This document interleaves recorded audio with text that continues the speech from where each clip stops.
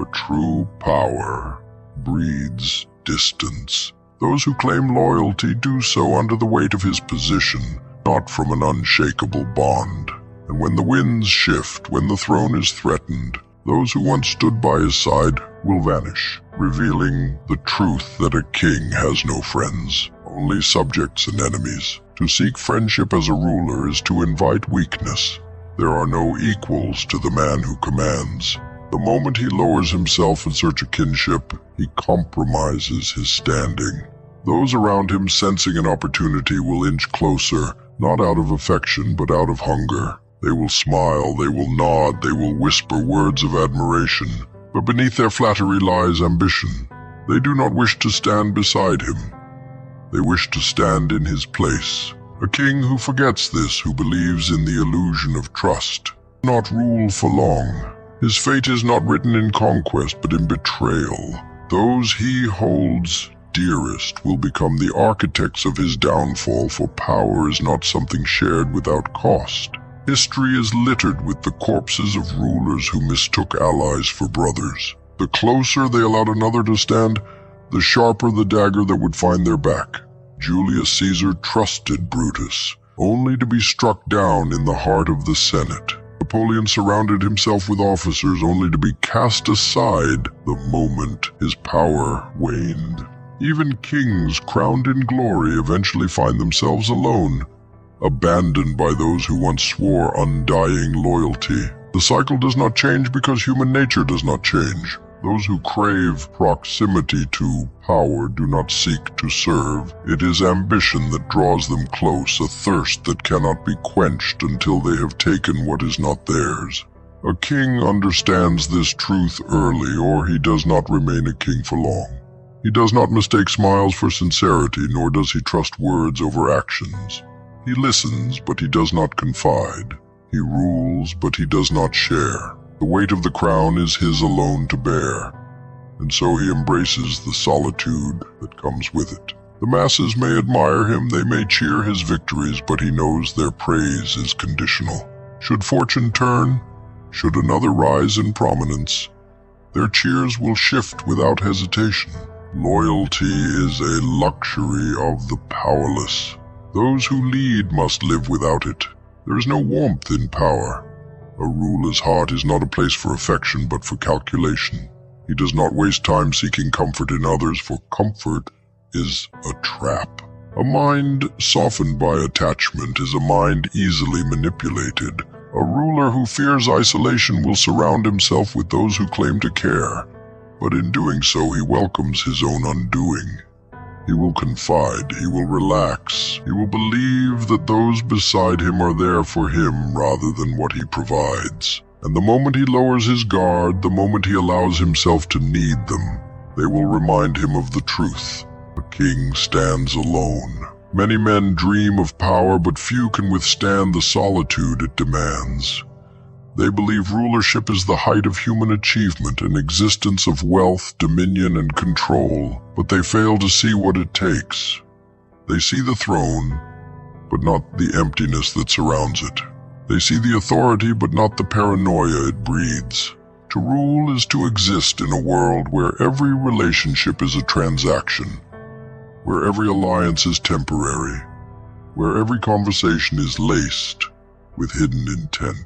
The one who sits upon the throne is not loved, nor is he understood. He is feared, envied, and watched. The closer he allows another to stand, the more dangerous they become. It is not cruelty that makes a king distant.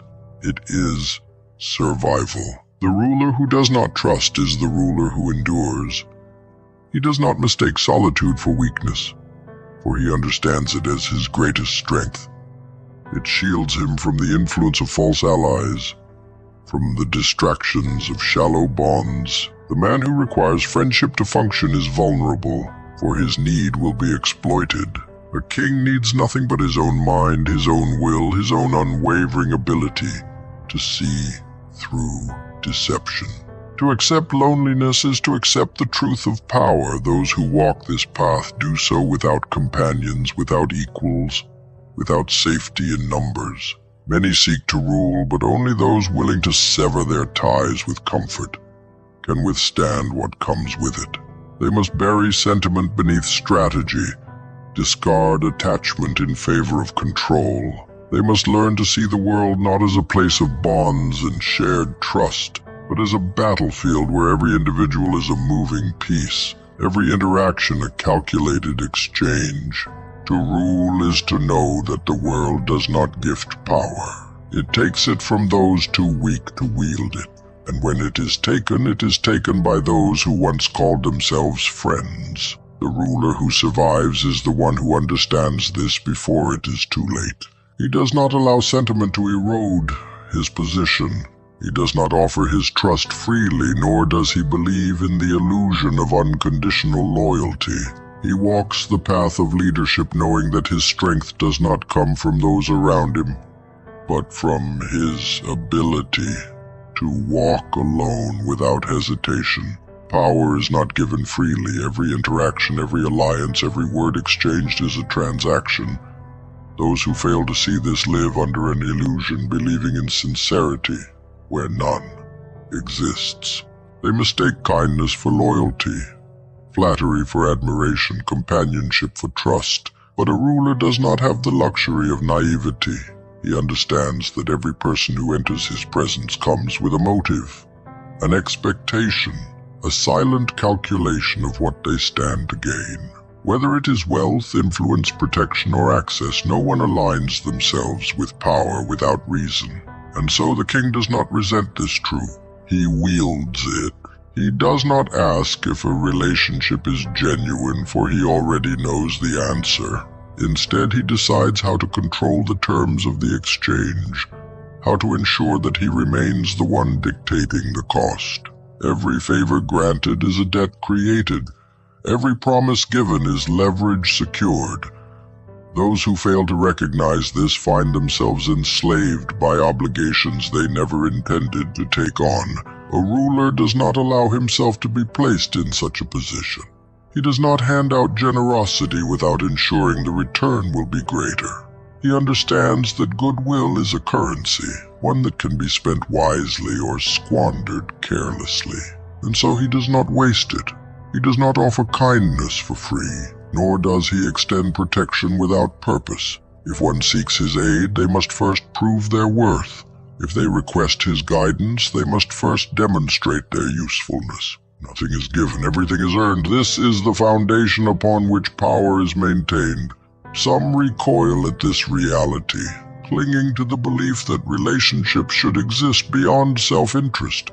But such beliefs do not belong to rulers. Those who lead cannot afford to operate on sentiment alone. Sentiment blinds. It weakens the ability to see people as they truly are. Opportunistic, driven by their own survival, their own desires. A ruler does not hold grudges, nor does he allow emotions to cloud his judgment. Every situation is simply a matter of transaction, an exchange of power, influence, or resources. Even betrayal is not personal.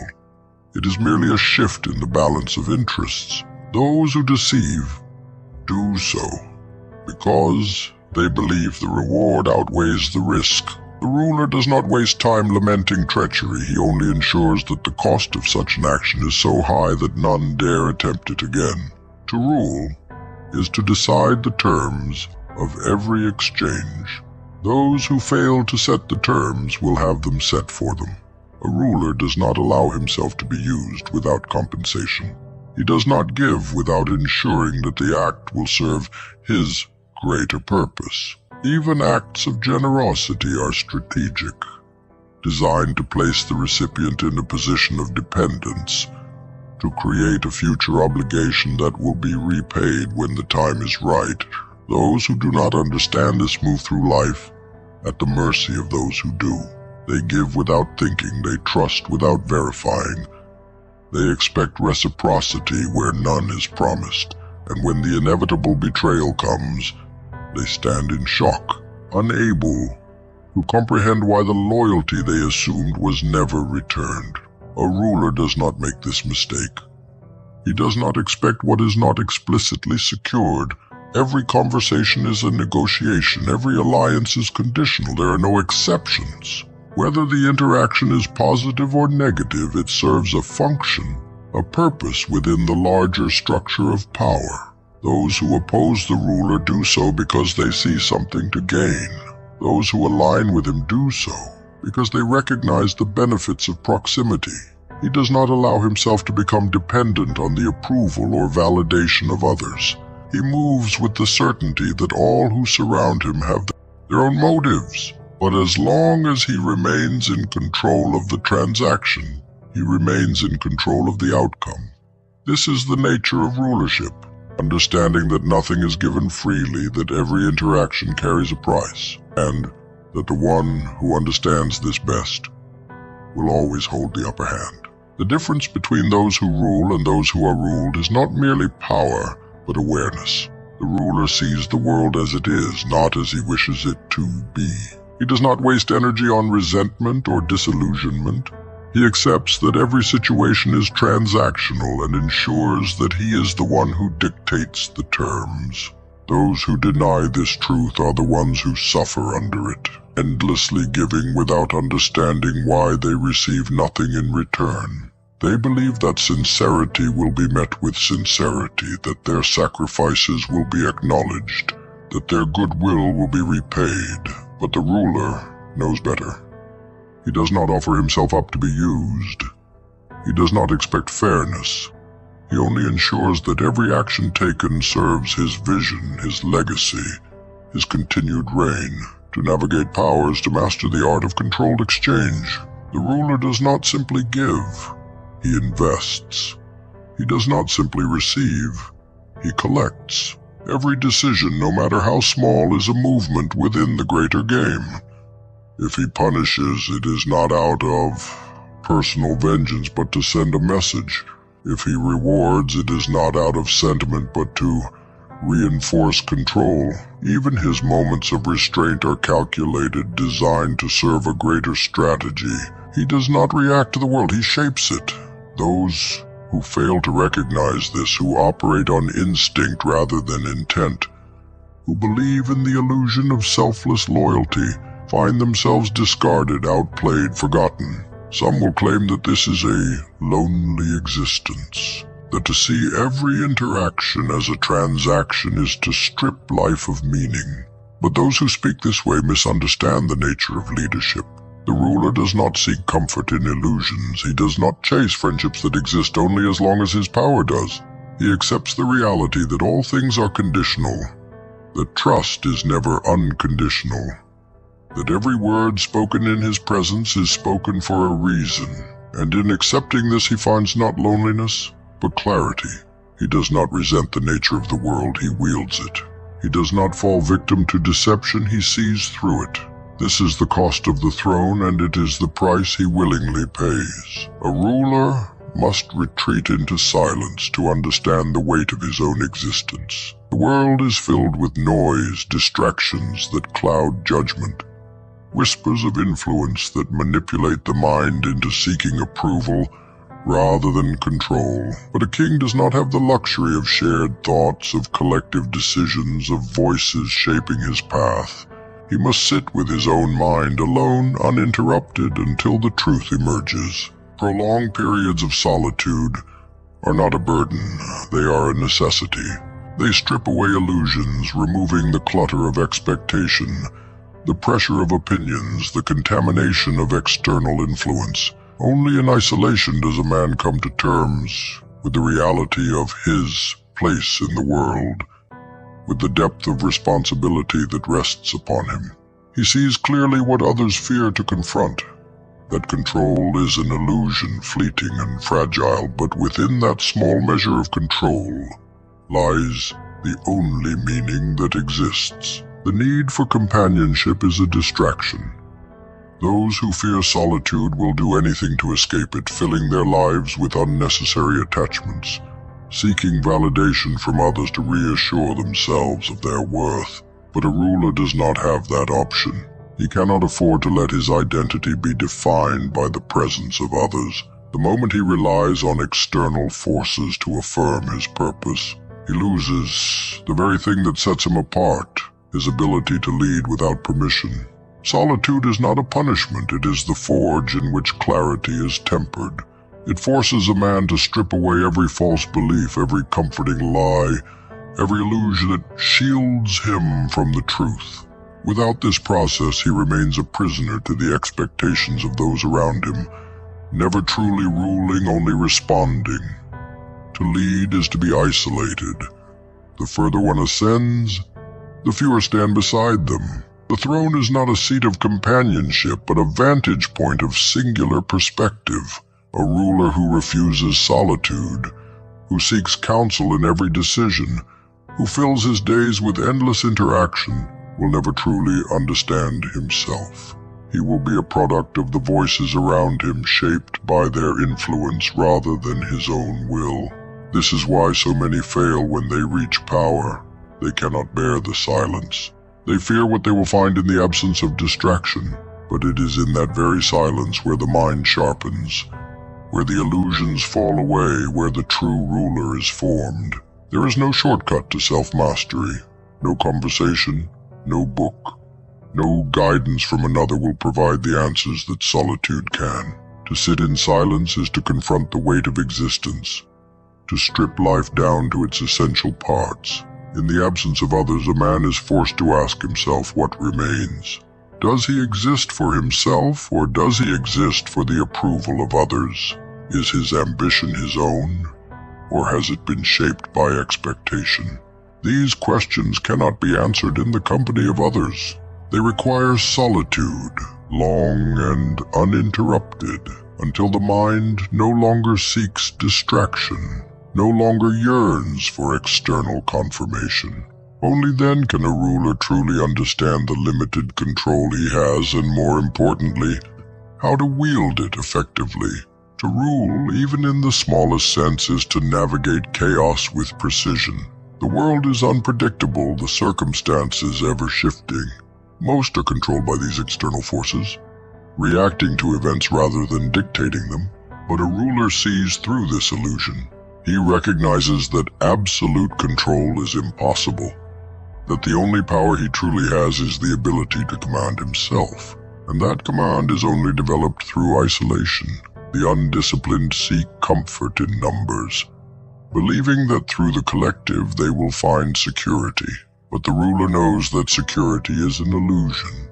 He does not seek to control the world, he seeks to master the one thing that can be mastered, his own mind. Periods of prolonged solitude teach a ruler his limits.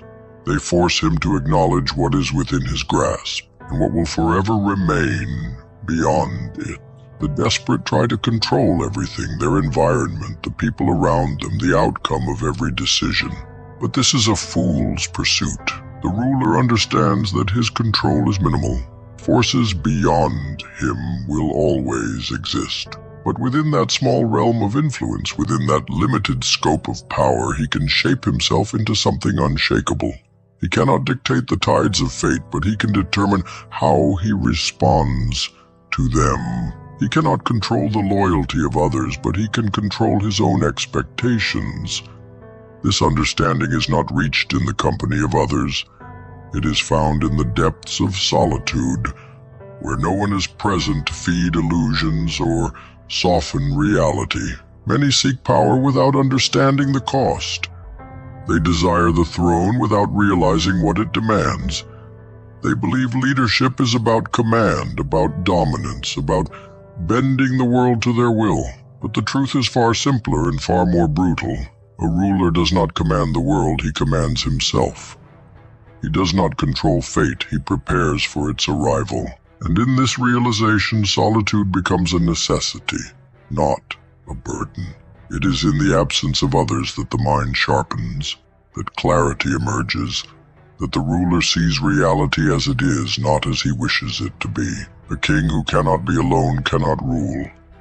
If he seeks companionship as a means of avoiding himself, he is not fit to wear the crown. The weight of power is carried alone, and those who attempt to share it will only find betrayal waiting for them.